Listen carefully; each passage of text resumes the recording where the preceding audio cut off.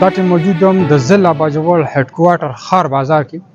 ما په شا باندې که تاسو وینئ دا د ګاړو یو هسپتال دی، یعنې د ګاړو شوبه ده. په دې کې د خدای بلا د ګاړو دغه کوم مریضان چې دي دا راغلي دي ولاړ دي.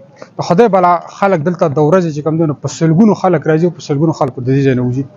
دا زما دکان دی او دا د ټي ایم ای حل دی. تاسو وګورئ دا ګن دی، هغه ته وګوره، او دا مچان دي پکې، دا سپي پکې پراته دي او په میاشتو میاشتو دا ګن پروت دی چې دا صفا کړی نه دی. خراسان نه راځي نه چې ته په 2-3 میاشتې پس راشي لاندې ځي، لاندې بازار کې یو کوڅه دوه ده بس هغه صفا کوي او دې سایډ ته بالکل راځي نه.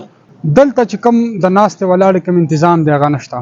دا کوم اډه چې دا د دې مثلا د کله بارانونه وشي نو دلته دومره چکړې جوړې شي چې خلک پکې د اورېدو پکې د سره چکار نه کېږي. نه دی د سرو بالکل دا چې څومره ښار علاقه د ټرایبل لیواد دا ټول دلته راځي. کټرالو والا دي، کورونو والا دي، بټو والا دي.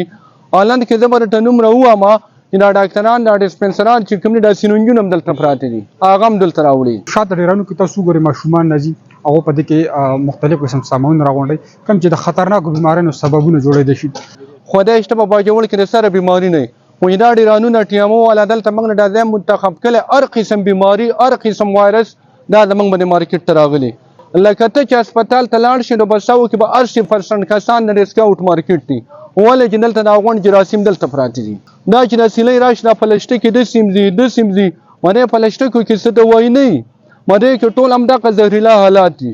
زموږ د ټیامو نه دا یو خواست دی چې دا څومره محنت دی دلته کوي د دې په ځای کبل ځای منتخب کړي نو دا به ډېره بهترینه خبره.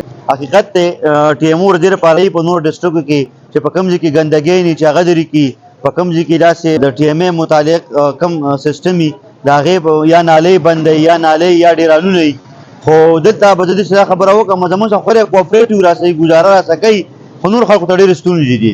مطلب دا سایډ ته پروت دی، بجلي هم نشته، د بجلي هم دغه حال دی. تقریبا 8 میاشتې وشوې چې بجلي بنده ده.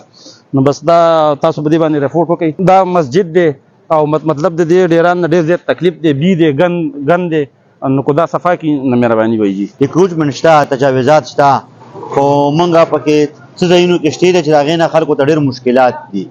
موږ په دې کې موږ په خپله ډي سی اے سي د اپلیکیشن هم ورکړی، ډي سی هم ورکړی دی چې دا کوم ریکروچمنټ چې دا وران شي درې شي نو حقیقت دی بازار به هم کولاو شي، خلکو ته به مشکلات هم نه وي. سټریټ لایټ نشته دی، د مین بازار دی د ښار باجوړ. موږ ته خپل پروپوزل هم ډي سی ته جمع کړی دی، موږ د ایم پی ایس په دې کې مشوره کړې ده، موږ سره میټینګس کړي دي چې به موږ ته سټریټ لایټ ولګوئ، او موږ د دغه لپاره هم پروپوزل جمع کړی چې یاره موږ ته پر مارکیټونو کې پسبندۍ نه وکړي، ځکه زموږ ټول مارکیټونه کچه دي چې نور زموږ څومره بازارونه دي هغه بازار دی پرشت هلته شوی دی، لهذا دلته بیوټیفیکیشن نه دی شوی.